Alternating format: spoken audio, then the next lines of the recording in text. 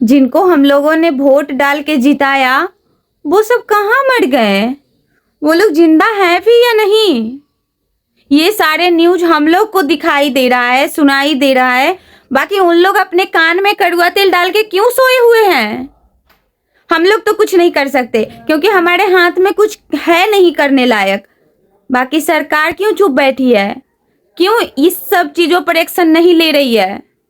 हमें तो सुनकर बिल्कुल अच्छा नहीं लगता, पर हम कुछ कर नहीं सकते। बिहार में 4 साल की एक बच्ची, सिर्फ 4 साल की, नाम मीनाक्षी, इतनी छोटी कि ठीक से बोलना भी नहीं जानती होगी, लेकिन हैवानों ने उसके साथ ऐसी दरिंदगी की कि इंसान होने पर भी शर्म आ जाए। मैं उसकी तस्वीर नहीं दिखा रहा क्योंकि उस मासूम की इज्जत मेरी व्यूज से ज़्यादा ज़रूरी है। उसके बाद उसे खेत में फेंक दिया गया जैसे वो कोई चीज़ हो, कोई इंसान नहीं। ये बच्ची मूल रूप से मेघोना की रहने वाली थी, लेकिन पिछले 10 साल से उसके पिता परिवार के साथ भदास पंचायत में रह रहे थे। यानी ये घटना हमारे बीच हुई, हमारे समाज में हुई और हमारे ही सिस्टम के नीचे हुई है।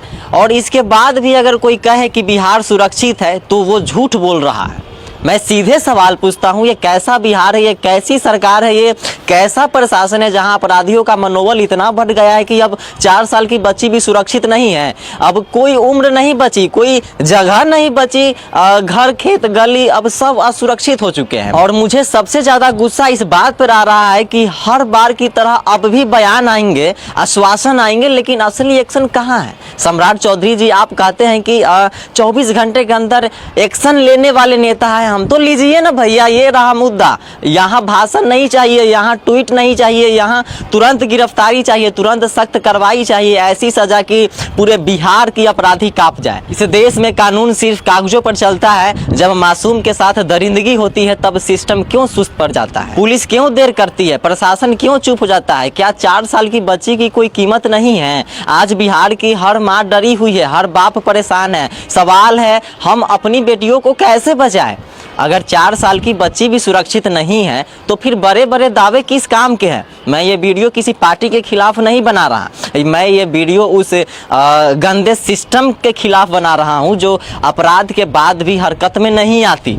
अगर आज सख्त कार्रवाई नहीं हुई तो कल कोई और मीनाक्षी होगी और तब फिर हम मोमबत्ती जलाएंगे, 2 दिन शोर मचाएंगे और फिर सब भूल जाएंगे।